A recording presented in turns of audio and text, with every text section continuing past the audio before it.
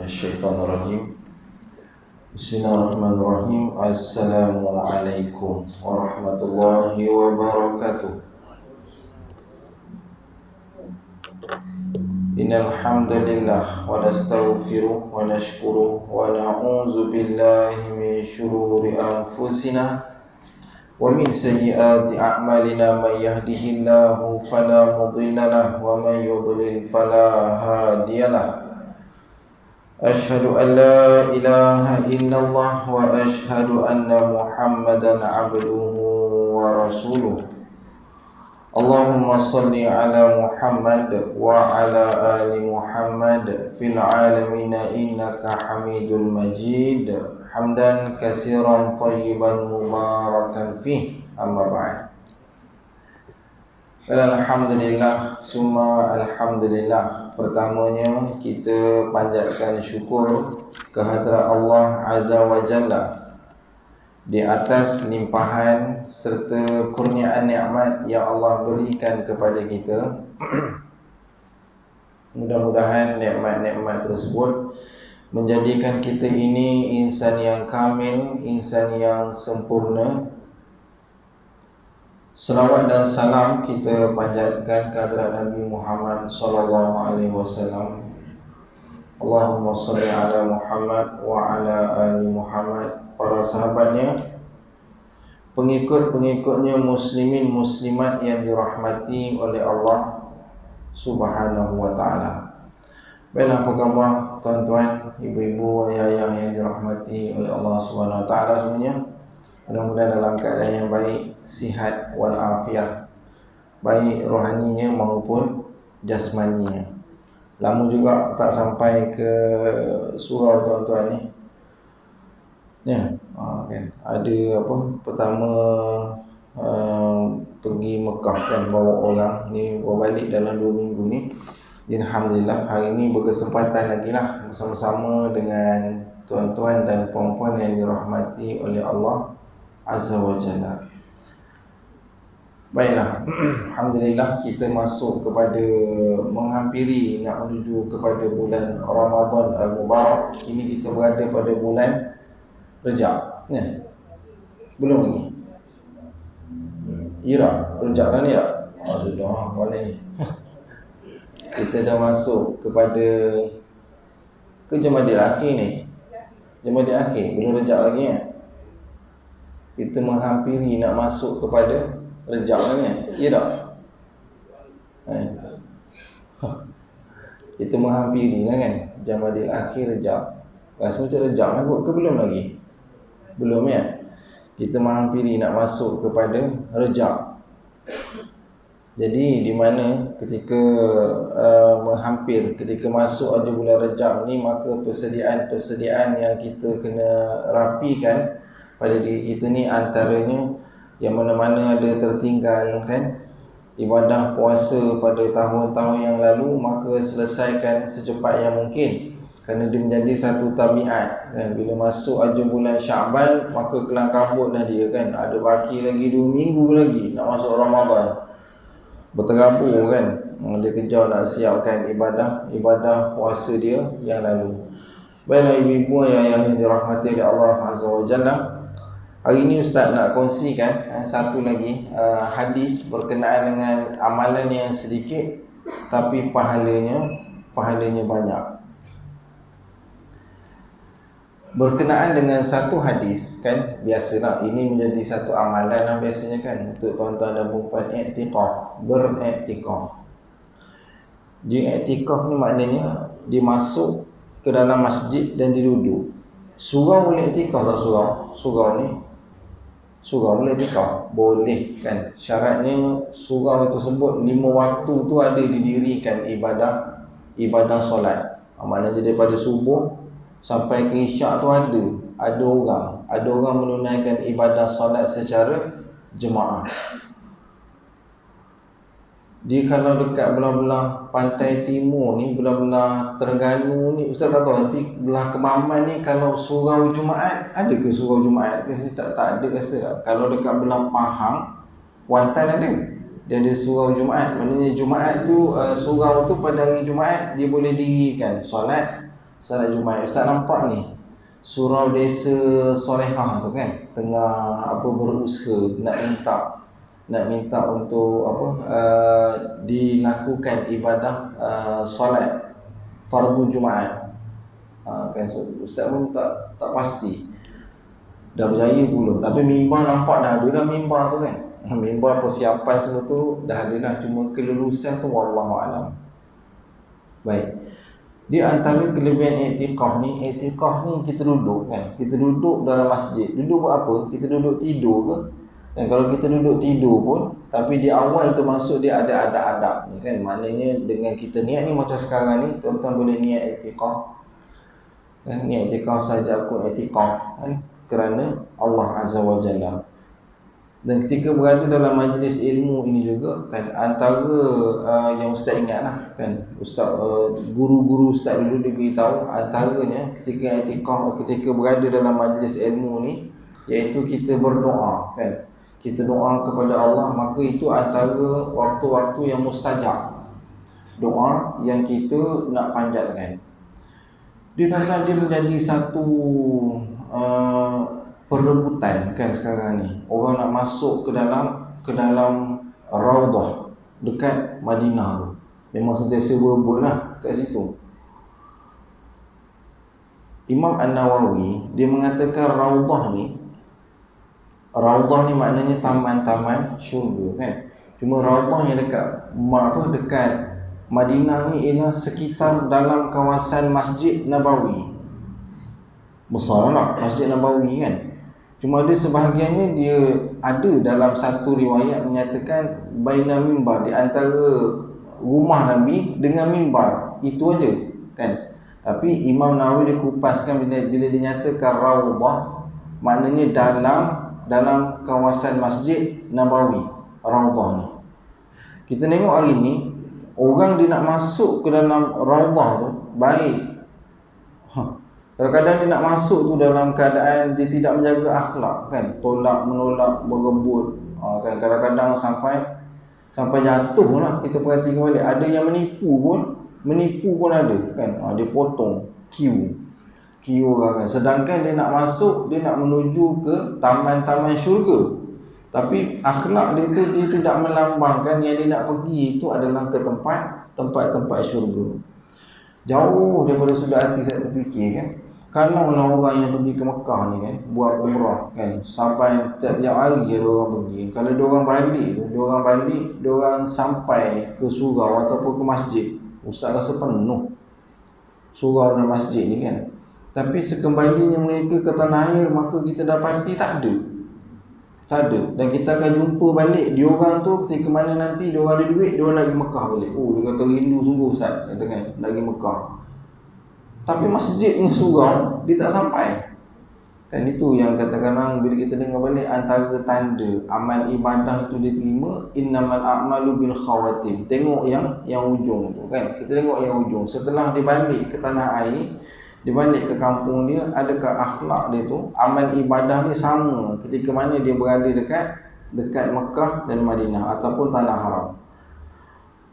Ini pun dikira sebagai Raudah, taman-taman syurga kan, di mana Raudah ataupun disebut dengan nama taman-taman syurga ini, dalam majlis itu disebutkan nama-nama Allah kan, dizikirkan, diingatkan kita kepada Allah, yakni kepada akhirat. Maka tempat tersebut juga Nabi sebut murru, bila kamu lalu di kawasan yang ada yang dikenali dengan nama Raudah, Nabi suruh singgah kan, duduk kat tempat tersebut. Baik, ini yang kita nak bincang ni ialah bab i'tikaf. I'tikaf ni kadang-kadang perbuatan i'tikaf ni dia di kalangan kita lah, termasuk ustaz, dia biasanya kita akan ingat i'tikaf ni bulan Ramadan lah kan. Nak 10 malam yang terakhir tu kita akan kejar kan. Biasanya dia menjadi amalan kita, alhamdulillah lah. Cuma nak beritahu, i'tikaf ni dia tak nanti kepada bulan Ramadan. Bulan-bulan yang lain pun, hari-hari yang lain, kita boleh buat i'tikaf dekat dalam surau. Syaratnya daripada subuh hingga isyak ada berlakunya solat jemaah ataupun dekat masjid. Seronok tuan-tuan kan, boleh duduk dalam masjid ni, menjadi dalam masjid kan, ataupun dalam surau ni, dia menjadi satu ketenangan. Tuan-tuan, tak ada tempat yang lebih tenang dekat dalam hati kita ni kan, melainkan tempat yang tengah kita duduk sekarang ni, ataupun di surau-surau dan di masjid-masjid yang lain, menjadi satu kenangan. Ustaz pernah tanya lah kan dengan orang, bila mana dia memang dia sampai masjid, tapi dia bukan orang yang melazimi diri dia dengan masjid. Tiba-tiba dia rapat dengan masjid kan. Bila lama tu kita tengok dia duduk termenung kat masjid kan, lepas solat dia duduk diam, kita pun tanya dia kan. Kita bagi salam, kita berbual, rupanya dia tengah ada masalah. Dia tengah ada masalah. Jauh daripada sudut hati ni, Ustaz tergerak hati lah kan. Tergerak hati maksudnya orang-orang Islam ini, bila mana dia ada masalah, dia kenal masjid kan, dia akan sampai ke masjid. Dan Ustaz mengharapkan dia istiqamah lah kan, dia istiqamah lah. Yang kita tak naknya masa ada masalah je dia sampai masjid, bila masalah tu selesai, dia pun selesai kan, dia pun tak sampai juga ke masjid. Kita tak nak macam tu. Kita nak biar dia istiqamah. Ada yang seorang tu setelah anak dia aksiden, meninggal anak dia kan, sampai dia ke masjid. Dan dalam masjid tu Ustaz tak ada pun terlintas Ustaz nak sebutkan, nak tujukan ayat tu boleh tak. Memang tajuk hari tu yang berbincang berkenaan dengan kehadiran masjid dan surau kan. Jadi Ustaz sebut tentang kelebihan masjid, iktikaf masjid ni kan, menghadirkan diri ke majlis-majlis ilmu. Kebetulan rumah dia memang dekat dengan masjid. Jadi setelah daripada itu dia lekat kan, rasa Ustaz dah dekat 6 tahun, 5 ke 6 tahun lah setelah anak dia aksiden meninggal tu, musibah yang menimpa keluarga dia, lalu dia datang ke masjid, sampailah sekarang. Dan dia jadi orang yang lazim kan, kuliah-kuliah Ustaz ni dia ada kan dekat masjid tersebut. Alhamdulillah.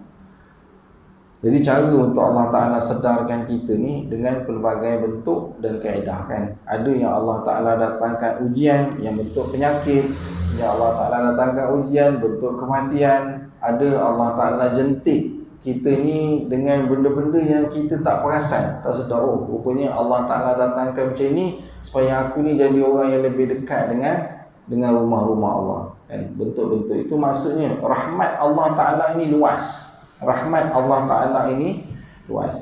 Baik, kita tengok sikit apa dia kelebihan iktikaf dekat masjid ni kan. Kita tengok disebutkan dalam hadis yang ke-12 ni, amalan yang sikit tapi pahalanya banyak. Disebutkan di sini doa para malaikat kepada orang yang beriktikaf. Malaikat doakan. An Abi Hurairah anna Rasulullah sallallahu alaihi wasallam qala al malaikah tusalli ala ahadikum ma dama fi musallatul lazi shalla fihi ma lam yahdis taqulu Allahumma ighfir lahu Allahumma arhamhu. Rawahul Bukhari. Hadis ni datang daripada Abi Hurairah ataupun Abu Hurairah. Kenal tak Abu Hurairah kan? Kenal. Selalu dengar lah nama-nama dia. Dengar. Kalau boleh tuan-tuan sebutkan juga pada anak-anak, pada cucu-cucu tu selalu sebutkan nama-nama dia kan. Abu Hurairah, Abu Bakar, sebut. Supaya tak adalah anak-anak kita ni dia tahu pasal Ronaldo. Kan? Kadang-kadang dia orang lebih mengenali nama Ronaldo kan daripada nama-nama sahabat-sahabat Nabi yang ulung. Ceritakan dekat anak-anak ni kan, Abu Hurairah ni siapa, Abu Bakar itu siapa, kenalkan begitu supaya biar dia ada idola kan, dia ada jati diri dekat dalam diri dia. Bolehlah sikit-sikit kan kita selit-selitkan hiburan kan, nama-nama pemain-pemain bola sepak tu dia taklah sampai rosakkan akidah. Cuma yang kita khawatir, kita takut dia hilang, dipanggil apa? Dia hilang jati diri kan dekat diri dia tu. Baik, Hadis yang Ustaz baca tadi tu dari Abu Hurairah bahawa Nabi SAW telah berkata, Al-malaikah, para malaikat akan berselawat ke atas setiap seorang daripada kamu selagi dia masih berada di tempat solatnya yang dia telah solat di situ, selagi dia tidak berhadas. Tuan-tuan masih lagi berada dekat dalam surau ni lepas solat tadi tu. Kalau kita tengok pada hadis ini, maknanya dia masuk tu setelah dia solat wajib fardu, kemudian dia akan tunaikan ibadah solat. Maknanya dia masuk aja masjid, dia terus buat solat sunat. Pertama solat sunat tahiyatul masjid, solat sunat menghormati, kita hormat kepada masjid tu. Tanda penghormatan kepada rumah Allah. Solat sunat tahiyatul masjid. Jadikan dia satu ibadah yang kita buat istiqamah. Kita masuk aja mana-mana masjid, kita akan tunaikan solat sunat 2 rakaat. Bacaan yang popular lah, yang masyhur bila kita tengok dalam beberapa riwayat, Nabi SAW kalau dia solat sunat, dia akan baca rakaat pertama tu Al-Kafirun, Qul ya ayyuhal kafirun. Rakaat yang kedua tu Al-Ikhlas, Qul huwallahu ahad. Tapi kalau solat sunat pada waktu malam, tahajud, Nabi akan baca surah-surah yang panjang. Kan? Cuba tuan-tuan jadikan dia sebagai satu lazim, sebagai satu amalan. Masuk aja masjid, solat sunat tahiyatul masjid, solat dulu. Kan? Kemudian pilihlah, kan, di tempat yang tuan-tuan solat tu, tuan-tuan duduk, i'tikaf. Duduk.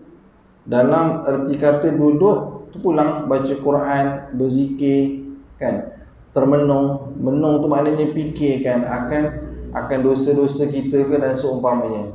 Tidur, boleh tidur. Penat sangat tidur, boleh, kan? Tapi dengan syarat tidur tu dia tidaklah sampai macam kita tidur kat rumah tu berguling-guling-guling tu, kan? Tidur sekadar lelap, kan? Terlelap seketika, iaitu kita masih lagi berada dalam wuduk. Maknanya kita tidak batal lah wuduk kita tadi tu. Baik. Apa kelebihannya? Malaikat akan berselawat ke atas setiap orang. Semua kita ni yang kita buat i'tikaf tu, malaikat dia akan selawat kepada kita dengan berkata Allahumma ighfir lahu. Ini bukannya sebarang orang yang doakan kita, malaikat yang doakan kita. Allahumma ighfir lahu, ya Allah ampunkanlah dosanya. Warhamhu, dan rahmatilah, kesianlah dekat dia.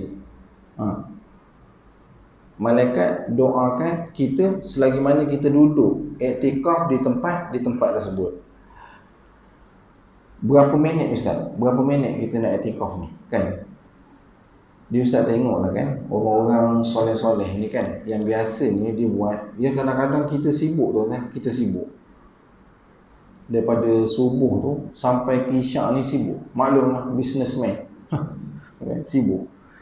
Jadi tuan-tuan kena cari macam mana subuh. Mungkin subuh tu tuan-tuan dah tawai sikit, dah tawai. Dulu Ustaz tengok siapa nama dia, Allahu Akbar, meninggallah cikgu tu. Kalau mungkin tuan-tuan kenal Seyong, kan, Allahumma fillahu warhamhu. Seyong, Masjid Bukit Kuang. Dia sempat dalam kerja dengan Ustaz kejap. Habis dia pencen tu, dia kerja dengan Ustaz, dia jadi pensyarah di Ranaku. Ada lagi ke Ranaku sekarang ni? Lama dah tak ada. Ada lagi kot, Seyong. Nak cerita kat tuan-tuan, Seyong ni dia nama dia Yong tu bukan orang Cina, dia orang Islam. Se tu sebab dulu dia jadi cikgu orang putih. Dia jadi cikgu English. Dia orang panggil dia Sir. Biasa dah cikgu-cikgu bahasa Inggeris Sir lah. Tapi Ustaz tak ingat nama dia Yong apa, tapi orang panggil dia Sir Yong. Sir Yong ni walaupun dia dah tua, kan, tua sungguh, dia tak sedar Ustaz sampai 80 lebih kot. 80 lebih ke 90 macam tu lah umur dia. Tapi yang Ustaz respect dia, subuh dia sampai awal. Dia sampai lagi awal lagi daripada Tok Bilal. Dia buka lampu-lampu masjid ni. Bukan sehari, tiap-tiap hari. Dan Ustaz tak boleh nak menang dia. Kalau buat datang subuh awal, memang sentiasa kalah dengan dia, kan. Memang dia sentiasa menang. Dia sampai awal, kan, dia buka lampu-lampu Masjid Bukit Kuang tu. dibuka. Kalau tuan-tuan pergi Masjid Ikhwan, tanya nama dia, orang akan kenal lah. Senyum, dia banyaklah jasa dia kepada masjid tersebut kan. Sampai jadi dia akan buka semua lampu-lampu tu kan. Dan dia akan i'tikaf dekat dalam masjid tersebut. Jadi kelebihan dia apa? Malaikat akan doakan dia, Allahumma ighfir lahu, ya Allah rahmatilah dia, ya Allah ampunilah dosa dia, warhamhu, dan kesianlah dekat dia. Lagi kita tengok hadis yang lain. Dalam riwayat Muslim, an Abi Hurairah qala ar-Rasul sallallahu alaihi wasallam, salatul rajul fil jamaah tazidu ala salatihi fi baitihi wa salatihi fi sawqihi. Hadis yang kedua daripada Imam Muslim, solat seorang lelaki di dalam jemaah akan melebihi solatnya di rumah dan akan melebihi solatnya di pasar sebanyak 20 lebih darjat. Adalah kerana salah seorang daripada kamu semua apabila dia telah berwuduk lalu dia telah memperelokkan wuduknya. Ini maksud dia, berwuduk dan dia memperelokkan wuduknya. Ni beritahu tuan-tuan. Ni ilmu kan. Macam mana maksud memperelokkan wuduk tu? Tuan-tuan semua ambil wuduk kan? Ustaz ambil wuduk, kita akan ambil dekat paip kan. Maksud memperelokkan wuduk ni, dia wuduk ni bukan mandi tuan-tuan. Kalau mandi tuan-tuan masuk bilik air, buka shower tu, satu badan ni kena air kan. Memperelokkan wuduk, pertama jimatkan air. Gunakan kaedah paip tu yang paling jimat sekali lah. Elok kan. Ambil dengan teratur, tertib, supaya gini, dia sebenarnya kan wuduk yang paling terbagus kan, yang paling terbaik sekali ialah kalau tuan-tuan, Ustaz tak tahulah kan, dekat surau ni ada ke, dia panggil apa, kolam kan, ni kita ambil pakai, tuan-tuan panggil apa, cebok ke apa, cetong ke apa, cebok kan, ambil pakai tu. Sebenarnya itu yang paling terbaik, sebab dia menjimatkan air. Tuan-tuan buka paip, tuan-tuan basuh tangan. Lepas tu masa tuan-tuan nak komor kat mulut, paip tu terbuka ke tutup? Terbuka kan, air tu dia akan terbuka kan. Jadi adalah beberapa orang ulama fiqh ni dibincangkan kaedah terbaik ialah menggunakan cetong tu. Jadi air kita ambil tu kita tak akan bazirkan kan. Kalau paip kan, kita bila kita basuh muka kan, paip tu tetap terbuka dan kita tak gunakan untuk berwuduk kan. Jadi kalau ambil wudu kat rumah tu, tuan-tuan cuba amalkan yang paling jimat. Kalau boleh kata gunakan bekas air tu, gunakan kaedah bekas air tu. Sebab tu dimasukkan dalam hadis ini, berwuduk dan dia memperelokkan wuduk dia tu. Dia sempurnakan wuduk dia tu dengan cara yang paling terbaik. Kan Nabi sebut kan, jangan membazir air. Kan sahabat tanya, habis kalau ambil air, ambil wuduk dekat tempat air yang mengalir macam mana? Nabi kata, walaupun ambil dekat tempat mengalir tu, jangan membazir penggunaan air. Dekat situ pun kita dapat faham. Cuma kadang-kadang orang kita terkeliru tentang wuduk ni, dia ingatkan mandi kan. Dia buka basuh betul-betul. Kadang-kadang sampai basahlah baju ni kan. Basah baju ni kan. Wuduk ni cukup sekadar dia meratakan air dekat tempat-tempat anggota wuduk. Tuan-tuan cuba gunakan kaedah tersebut. Ustaz cuba belajar kan, lepas Ustaz dah baca, Ustaz lagi khusus, Ustaz cuba belajar mengambil wuduk menggunakan botol-botol air yang begini kan, kaedah dia, supaya kita boleh belajar untuk memperelokkan wuduk kita. Kerana daripada wuduk tu nantilah kita akan menunaikan ibadah solat. Kalau wuduk kita tadi tu bermasalah, maka dia akan mengganggu ibadah solat kita. Kan, daripada situ kita dah mula kena hati-hati dan kita berjaga-jaga. Baik. Kemudian macam ni. Bunyi habis lagi masa ke belum lagi? Dah. Belum. Tadi bunyi tadi. Ganggu kan. Baik, lalu dia telah memperelokkan wuduk, kemudian dia mendatangi masjid. tidak ada yang menolaknya ke masjid melainkan hanya solat. Dia tidak mahu ke masjid melainkan hanya untuk solat, maka dia tidak akan melangkah dengan satu langkah pun melainkan telah diangkat satu darjat baginya, dengan sebab langkahan tersebut telah digugurkan daripadanya akan satu dosa disebabkan langkah kaki dia tu, sehinggalah dia masuk ke dalam masjid. Ni dia nak cerita tentang jalan kaki pergi ke rumah-rumah Allah. Boleh buat? Siapa yang tuan-tuan pernah tengok buat?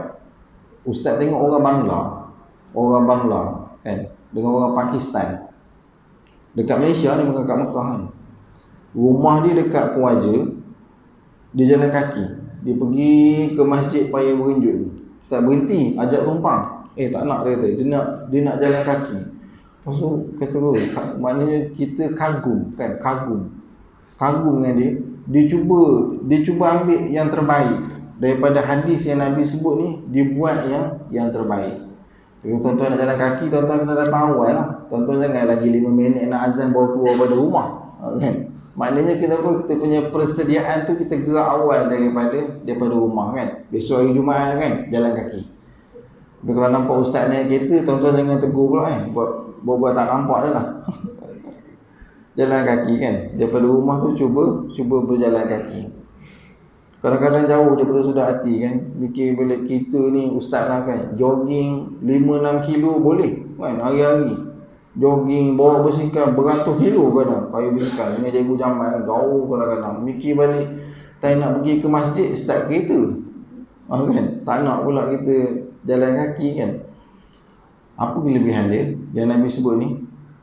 Satu langkah tu diampunkan dosa, langkah yang berikut tu diampunkan dosa. Makin banyak langkah kita sampailah kita masuk ke dalam masjid, sebanyak langkah kita, sebanyak itulah dosa kita akan diampunkan. Kalau kita naik kereta, naik motor, dia ringan, maknanya apa? Dah mudah lah, kan? Naik. Sekarang ni kereta, ada jenis kereta tu tak payah pegang steering, kan? Dia tekan-tekan je, kan? Cruise dipanggil, kan? Dia boleh lepas steering tu, dia gerak sendiri, kan? Sampai dekat masjid. Kurang lah pahala, kan? Ada juga pahala. Itu pun yang datang naik kereta pun subuh tak penuh.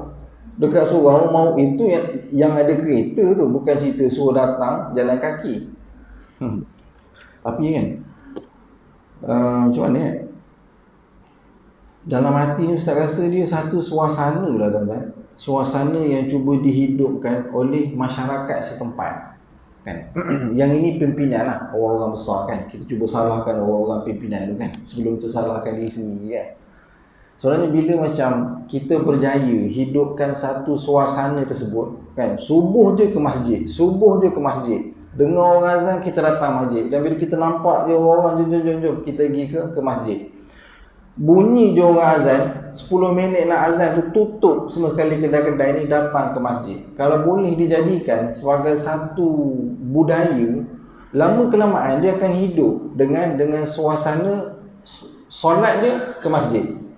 Dia akan jadi terbiasa, kan? Ustaz mengharapkan kerajaan maupun pimpinan dia boleh gunakan kaedah, kerana mereka ada kuasa, kan? Dia boleh buat perkara-perkara yang begitu. Tuan-tuan tengok macam ni, kan? Bila contoh sampai musim Piala Dunia, tuan-tuan nampak suasana dia, kan? Orang cuba hidupkan suasana tu, sanggup, dia akan ready. Pukul 3 pagi pun mereka akan ready untuk bangun, untuk tengok bola tersebut, kan? Kalau kata dia pula jumpa kat kedai, kan, buka skrin, orang akan pergi ramai-ramai ke tempat tersebut. Kenapa? Kerana dia berjaya hidupkan satu budaya ataupun suasana tersebut, maka orang hidup dengan bola tu, kan?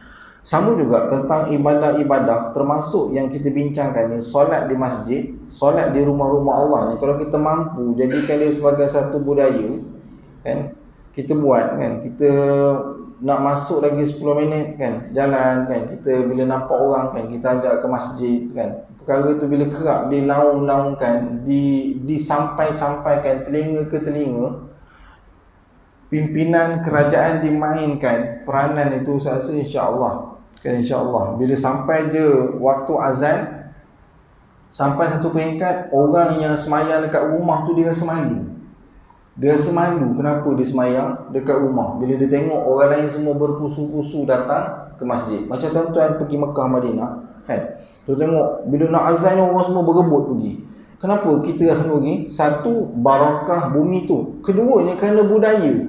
Orang semua kejar kan, kejar pergi nak solat dekat dalam masjid. Jadi secara tak langsung orang yang sampai ke sana, dia pun berusaha juga ikut orang lain pergi masuk ke dalam masjid. Sama je kalau dekat tanah air kita ni, kalau kita boleh hidupkan budaya tu, dia berjaya. Kenapa orang Bangla dengan Pakistan tadi tu, yang Ustaz nampak dia jalan kaki daripada Perwaja pergi ke masjid, ramai-ramai dihidupkan budaya Jumaat nak ke masjid. Dia bukan tak ada kereta. Orang Pakistan ni van pun ada kan, yang jual-jual kapet tu kan. Dia start dalam daripada jalan kaki kan. Pukul 11 tu dia geraklah daripada rumah dia. Jalan sampailah ke masjid, paya berundut. Dihidupkan budaya tersebut. Yang ini dia kena kerjasama lah kan tuan-tuan. Dia kena kerjasama. Kalau tak ada kerjasama di antara kita, dia mungkin senang kata dia akan jadi separuh jalan je lah kan. Dia jadi separuh jalan. Dia cabaran lah kan. Bila kita nak buat program-program agama ni, dia sangat mencabar. Baru-baru ni Ustaz buat program bersama-sama dengan kawan-kawan di IPD tu kan. Ustaz cuba buat satu tazkirah dekat kubur kan. Tazkirah dekat kubur. Kubur ni sana Jabur kubur kan. Ada orang hantar mesej ke Ustaz, patutnya dia kata buat masuk tu dalam kubur. Ustaz kata, oh yang tu nanti bukan takut mati nak masuk dalam kubur kan. Tapi bila kita buat tu, apa yang menarik ni? Yang menarik ni bila kita perhati balik tempat yang mana kata Nabi SAW, orang tu kalau hati dia keras, dia tahu hati dia keras kan. Dengar laungan azan pun dia rasa tak ada rasa apa-apa. Satu yang Nabi sebut, baca Quran untuk lembutkan hati ni. Satu lagi yang kita dengar dalam hadis, Nabi sebut gosok kepala anak yatim. Yang ketiga, Nabi sebut ziarah, pergi ke kubur kan. Pergi ke kubur tu untuk kita melembutkan hati kita, biar kita tahu bahawa kita nanti akan mati dan akan masuk dekat dalam tu. Kalau pergi ke kubur pun tak boleh lembutkan hati kita, baik kita matilah. Tak ada cara dia tu kan. Tak ada cara dia. Itu antara kaedah-kaedah lah kan, pendekatan agama. Cuma cerita tu ada kan orang-orang yang bila kita tengok, bila kita siarkan kan di media-media sosial, ada yang memberi tanggapan yang negatif kan. Dia kata ni apa ni, nak bawa pergi sembah kubur ke? Dia kata kan. Dia setiap program-program agama ni dia mesti akan ada cabaran. Samalah bila mana tuan-tuan nak jadikan dia budaya tentang solat berjemaah di rumah-rumah Allah. Bila tuan-tuan nak mula, dia mesti akan ada iblis ataupun syaitan ni, dia akan ganggu kerja-kerja yang kita nak buat. Kalau tuan-tuan layan gangguan-gangguan tadi tu kan, maksudnya tuan-tuan terpedaya dengan iblis dan syaitan. Tuan-tuan tengok AJK masjid ataupun AJK surau, banyak yang bergaduh. Bukan surau ni lah, surau lain lah kan. Dia bergaduh yang berebut jawatan. Sedangkan bila kita fikir balik, kenapa ni kan. Jadi AJK surau, AJK masjid kan, AJK ni maknanya tugas dia untuk mengimarahkan. Surau ni tanggungjawab dia berat, berebut kan, berebut. Yang ni bergaduh kan, yang ni kata ke AJK ni tak buat kerja, yang ni kata. Sedangkan surau ni dia terbuka je untuk orang boleh datang. Siapa-siapa pun nak datanglah kan, beribadah. Itu semuanya adalah kerja-kerja iblis. Baik, kita tengok lagi. Apabila hadis tadi kan, apabila dia telah masuk ke dalam masjid, dia telah berada di dalam solat selagi solat sahajalah yang telah mengurungkannya di dalam masjid. Para malaikat akan berselawat ke atas setiap seorang daripada kamu yang telah melakukan solat di situ. Daripada rumah Tuan-tuan, taharah, suci. Makna taharah ni dua, kan? Satu suci yang luaran, bersih, hadas, kan, mandi, termasuk wuduk tadi. Maksud taharah yang kedua, suci apa dia? Sucikan hati tuan-tuan tu, bersihkan dalaman. Bersih maknanya betulkan niat daripada rumah tadi tu, kan? Kita nak ke rumah Allah ni kerana apa? Kerana apa? Kerana kita nak tunjuk dekat orang, kerana kita nak beritahu bahawa kita ni orang yang baik, ataupun kerana apa kita sampai ke rumah Allah ni? Kita bersihkan dulu luaran dan dalaman kita ni, bersih, kemudian kita mula langkahkan kaki kita, kan, datang ke rumah-rumah Allah. Kemudian kita masuk dalam rumah Allah. Selagi mana kita duduk ibadah solat dan kita duduk dalam rumah Allah itu kerana kita menunaikan ibadah solat, maka disebutkan dalam hadis ini, malaikat akan berkata, ya Allah, rahmatilah dia, ya Allah, ampunkanlah baginya, ya Allah, terimalah taubatnya. Selagi dia tidak menyakiti para malaikat tersebut di tempat duduknya, selagi dia tidak berhadas. Maksudnya selagi mana orang tersebut wuduk dia masih ada, kan, diri itu masih lagi dalam keadaan berwuduk, maka dia, malaikat akan teruskan berdoa untuk orang tersebut. Macam tuan-tuan sekarang ni lah, kan, malaikat doa tuan-tuan, ya Allah, ampunilah dia, ya Allah, rahmatilah dia, ya Allah, terimalah taubat dia. Walaupun tuan-tuan duduk tidur, malaikat tetap akan mendoakan tuan-tuan, ya Allah, rahmatilah dia, ampunilah dia, terimalah taubatnya. Malaikat akan terus.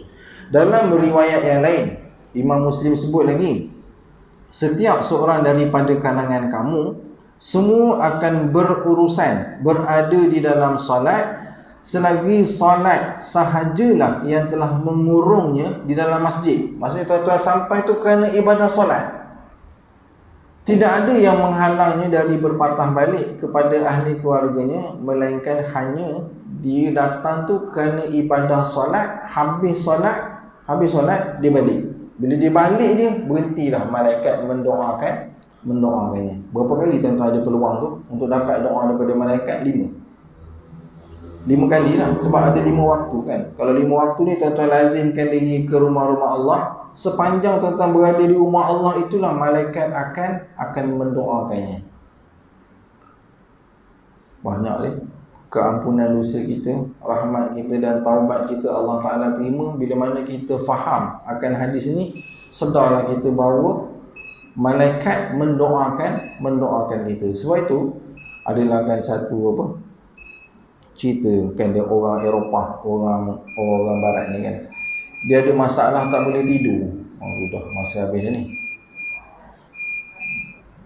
Macam mana? Tuan-tuan nak azan dulu ke ataupun nak berhenti terus ni?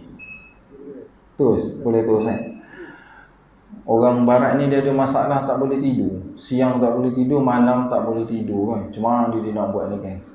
Dia pusing jalan, dia merata-rata tempat tu, sampai di satu laluan masjid tu, dia tengok ada orang tidur dalam masjid lah. Ada orang tidur. Orang ni boleh tidur waktu siang dalam masjid. Jadi dia pun masuk masjid tu. Bila dia masuk dalam masjid tu, memang boleh tidur ni. Sebab tu ramai orang tidur dalam masjid. Cuma nak beritahu tuan, kerana dia nampak ada orang tidur dalam masjid, kan, kerana itulah dia masuk dalam masjid dan dia boleh tidur. Kerana itulah dia masuk kepada agama Islam. Ya, betul. Kalau tuan-tuan payah nak tidur, kan, tuan-tuan cuba datang masjid, duduk, mesti tuan-tuan boleh tidur. Satu antaranya ketenangan. Tenang. Orang yang boleh tidur ni orang yang tenang, kan. Cuba besok, katakanlah besok, pagi besok tuan-tuan nak kena gantung sampai mati. Boleh tidur tak malam tu? Tak boleh tidur lah, kan. Besok nak kena gantung mati, takkan malam ni boleh tidur? Tentulah tak boleh tidur. Hati dan kepala kita ni fikir macam-macam. Orang yang boleh tidur, maknanya hati dia tenang, kan. Ataupun besok ada orang datang nak ni, adalah tuan-tuan berlaku sesuatu, nak operation, nak belah jantung ke apa kan, nak buat pembedahan, apa tukar tiup dalam jantung ni, malam tu confirm tak boleh tidur kan. Fikir yang bukan-bukan. Yelah, nak belah jantung 50-50, sama ada hidup ataupun mati, tentu tak boleh tidur. Jadi orang yang boleh tidur ni siapa dia? Orang yang hati dia tenang. Selain daripada orang gila hati dia lebih tenang. Sebab Ustaz tengok dekat shopping complex pun tepi tangga dia boleh tidur. Oh, tenang sungguh dia kan. Tepi itu pun dia boleh tidur. Adalah satu video kan, dalam media sosial saya tengok. Dia bukan orang gila, dia panggil apa dekat Belah KL ni, dia panggil apa, gelandangan kan, gelandangan. Orang lelaki dengan anak dia kecil kan. Tengok pada waktu malam tu kita nampak dia lambungkan anak dia kan. Dia bermain-main dengan anak dia. Sedangkan besok tu dia tak tahu lagi tu macam mana dia nak sarapan pagi dia nak kerja apa kan. Tapi malam tu dia menikmati dia dengan anak dia kan, yang usia 4 tahun tu kan. Dia main-main dengan anak dia lambung-lambung anak dia kan. Jadi saya tengok video tu terfikir kan, mungkin Allah Ta'ala kurniakan ketenangan kepada dia dengan cara yang begitu. Kita kemaman ni tak adalah gelandangan kan. Balik kita tengok pun orang tu gila kan, orang gila kan. Baik, jadi duduk iktikaf dalam masjid ini, duduk iktikaf selama mana tuan-tuan duduk dalam masjid, berwuduk, tuan-tuan satu akan dapat doa daripada malaikat tadi. Ya Allah, ampunilah dosa dia, rahmatilah dia, terimalah taubat dia. Kemudian tuan-tuan akan mendapat ketenangan. Sebab bila tuan-tuan fikir lebih jauh lagi, tuan-tuan dapat lebih lagi daripada itu. Tuan-tuan akan dapat kawan-kawan yang soleh dan solehah. Kita akan dapat kawan-kawan yang begitu. Dan di masjid, di rumah-rumah Allah juga, tuan-tuan nak cari kawan, carilah kawan-kawan yang dekat rumah Allah. Kalau boleh nak jodohkan anak juga, carilah anak-anak dan jodohkan mereka dengan orang-orang yang selalu ke rumah-rumah Allah ni kan. Cari yang begitu. Ketenangan tu dia akan sampai dia boleh pergi lebih jauh kan. Kita nakkan keluarga kita, masyarakat kita nak jadikan dia sebagai satu budaya dengan perkara-perkara yang baik-baik kan. Iktikaf di masjid kan, perkara-perkara yang gitu. Hari ni tuan-tuan, kita hilang nilai iktikaf tu yang adanya pada orang-orang macam tuan-tuan ni lah. Kan? Tak, bukan kata orang tuan-tuan ni tak bagus, maksudnya orang-orang muda kita hilang. Dia hilang kan. Mana dia orang pergi? Kan? Tak tahu mana dia orang pergi kan. Kalau nak kata dia orang kerja buat-buat bangunan, kita nampak yang buat-buat bangunan tu pun banyaknya orang Indon kan, Bangla, Rohingya. Kalau nak kata dia orang kerja kat shopping complex, tengok kat shopping complex tu pun banyak orang-orang perempuan kan. Mana pergi dia orang kan? Dia orang tu lah wallahualam kan. Baik, pengajaran daripada hadis yang Ustaz sampaikan tadi tu tentang kelebihan iktikaf, apa dia? Ustaz sebutkan satu, doa hamba-hamba Allah yang soleh adalah doa yang mustajab. Contohnya adalah doa malaikat. Contohnya adalah doa malaikat. Tuan-tuan, kalau tuan-tuan nak kirimkan doa, kan biasa bila kita minta orang-orang soleh bacakan doa ni kan, dipanggil apa ni?